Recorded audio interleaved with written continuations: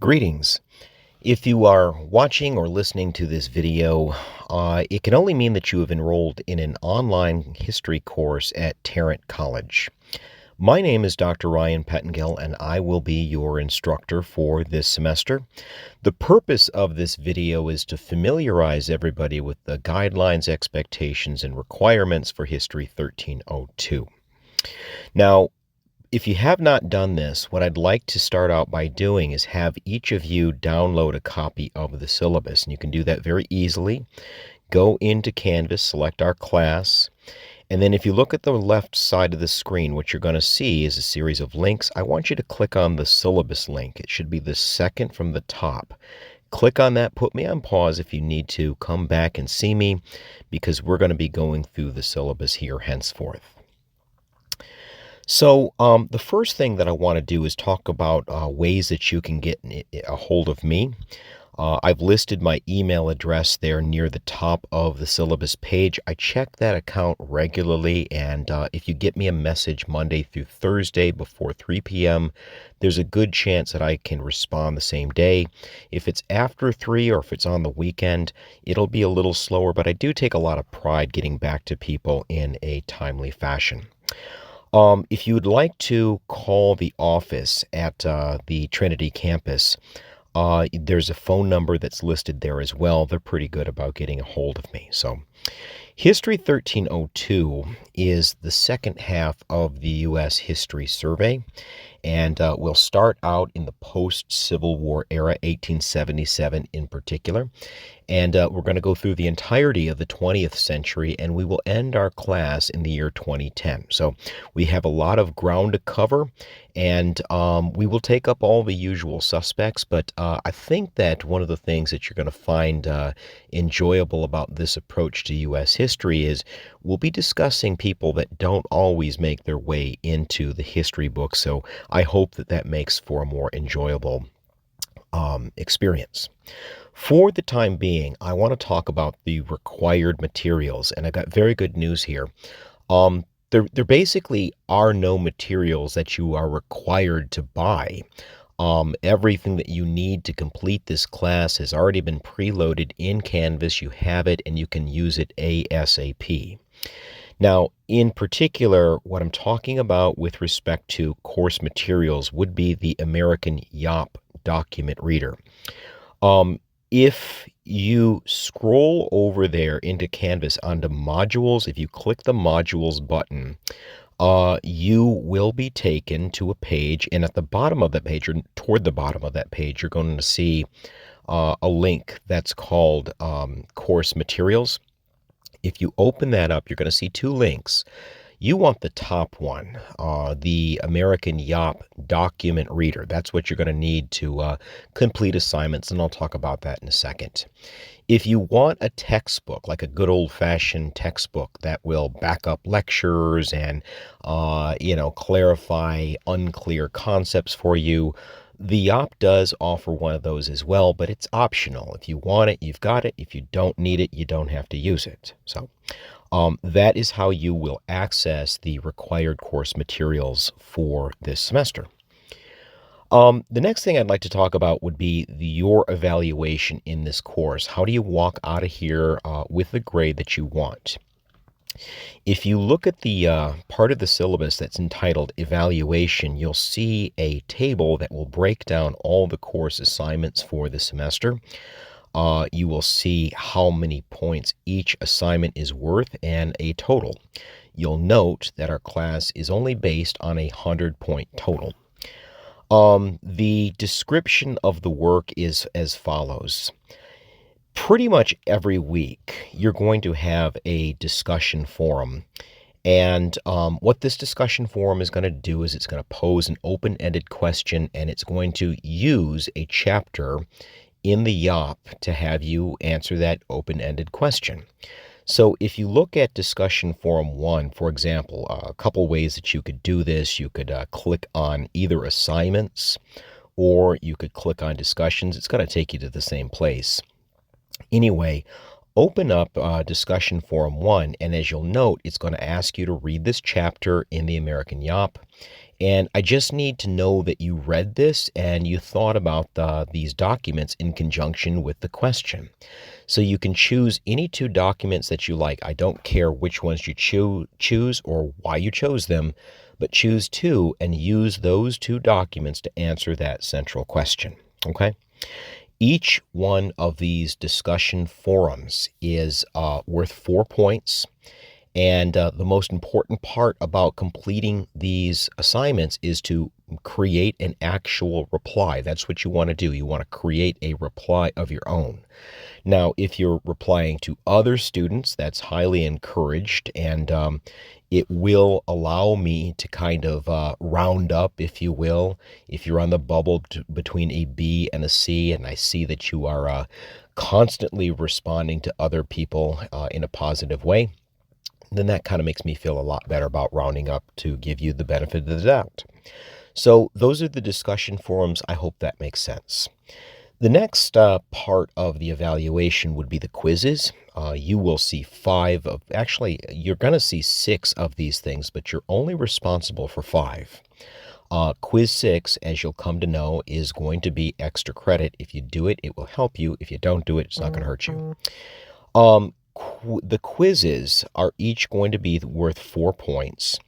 And with the exception of quiz 1, you are going to be asked to read a document and use that document to answer another open-ended question. So as you can see, we work a lot with what historians call primary documents, eyewitness firsthand accounts that historians use to write history.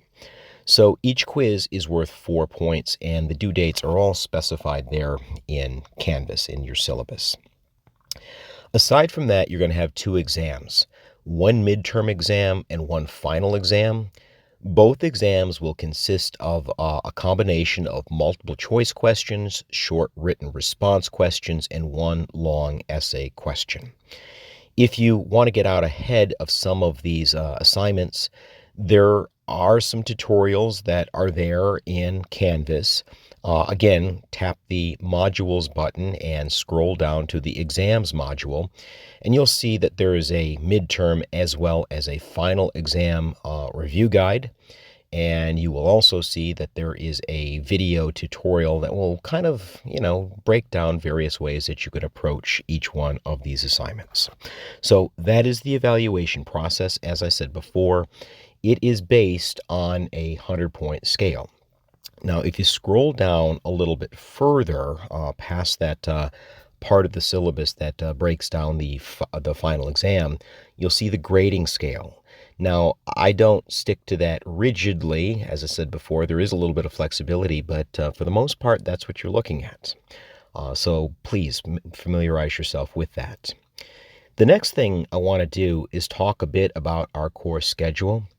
Now, if you scroll down a little bit further in the syllabus, what you'll note is that everything has been broken down when it comes to what your reading assignments are on a week-by-week basis, what your video lecture viewing responsibilities are on a regular basis, and what written assignments are due and when they are due. I highly, highly recommend checking in on the course calendar, the course schedule on a weekly basis. You don't have to really get in there and pore over it, but as long as you give it a quick glance and you note that you've got a quiz or a discussion forum that's coming up this week, that's really going to help you to stay on top of things for this semester.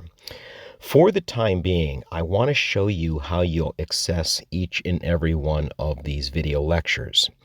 What you're going to want to do is go back to the modules button, and it should be the top module there. You're going to want to open up the video lecture module. Now, you'll see that they are in numerical order, and so for week 1, you start with video lecture number 1, and you take it through what it's telling you to go through. And if you just click on each one of those links, what you're going to see is a video presentation complete with the PowerPoint in the background. That's going to serve as our lecture. Frankly, I kind of see this as our textbook. As I said before, the YOP is optional. You don't have to do that. You do have to tune into these video lectures. Now, I think one of the things that you'll find is that it probably makes best sense to actually view these things because if you look at my talking head in the corner of the screen there, you'll note that every time that I say something important, something that probably should be in your notes, a thought bubble pops up next to my head and it kind of gives you a definition that if you push pause, you can jot that down in your notebook and it will make studying for exams way, way easier. So I hope that's helpful.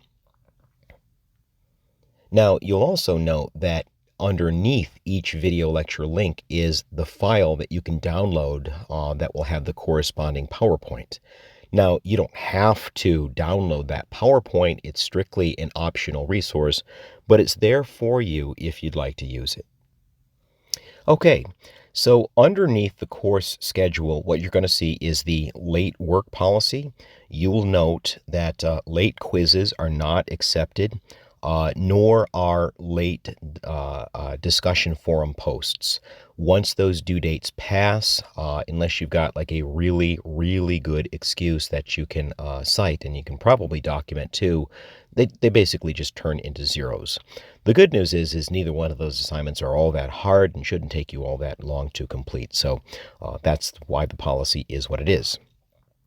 I would like you to familiarize yourself with the withdrawal policies for this class. If you decide weeks into this that this is just not for you, there is a final day to withdraw. Please make note of that date. It's clearly listed in the syllabus there.